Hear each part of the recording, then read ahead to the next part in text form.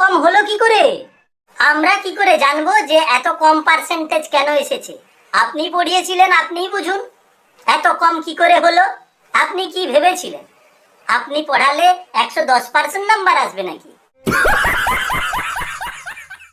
তুই আমাকে খুলে বল তো, তোর এত কম পার্সেন্টেজ এলো কি করে? স্যার আমিও জানি না। আমাকে একবার তোর ল্যাপটপটা দেখা তো, দেখ।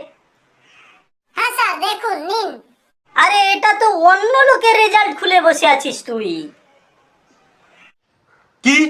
আরে এখানে তোর বাবার নামের জায়গায় জনার্দন বাবুর জায়গায় গোবর্ধন বাবু লেখা আছে, দেখিসনি ভালো করে?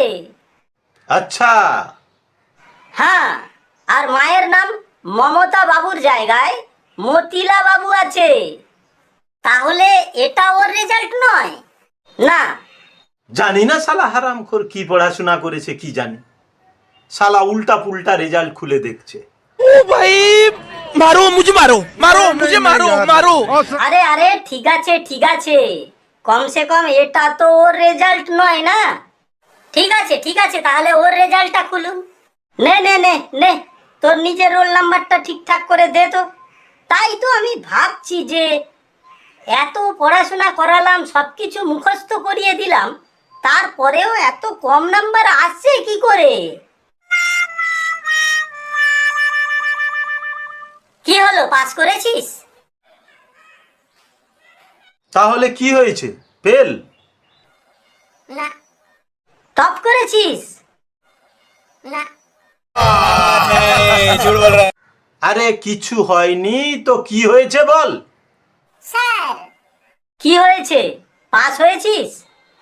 ওই সেম নাম্বারই এসেছে। কি? আমি তো তোকে ভালো করে পড়িয়ে দিয়েছিলাম, এটা হলো কি করে? কি করবে জেনে, ভাগ্যে না থাকলে ফেল তো হবেই। रुको जरा सबर करो।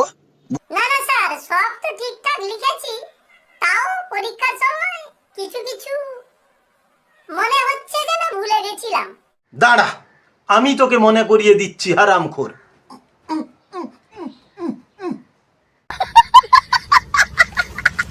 আরে দাঁড়াও দাঁড়াও দাঁড়াও, আমি তো দেখছি। নিন। এই তো, তুই টপ করেছিস 99% নাম্বার পেয়ে। যা, এত কিছু বললাম, এত মার মারলাম, এখন বলছিস তোর রেজাল্ট টপ? তাহলে শালা আগে ঠিক করে দেখিসনি কেন? সব কিছু ক্যান্সেল করে দিলাম, মিষ্টি ব্র্যান্ড সব ক্যান্সেল করে দিলাম, এখন রেজাল্ট এলো টপ। বাবা, একটু ধৈর্য ধরার দরকার ছিল।